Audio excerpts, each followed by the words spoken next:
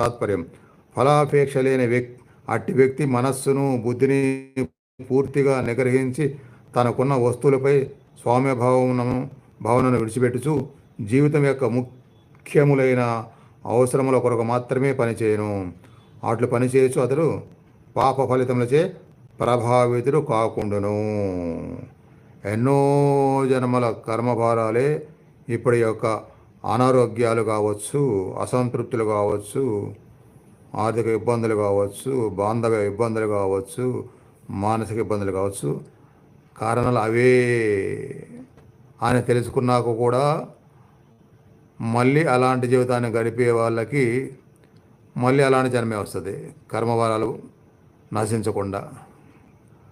అవన్నీ తెలుసుకొని దాని తగ్గట్టుగా మార్పులు చేసుకుంటేనే ఇప్పుడు మంచి మొదలైద్ది, మరో జన్మ కూడా మంచితోనే మొదలైద్ది.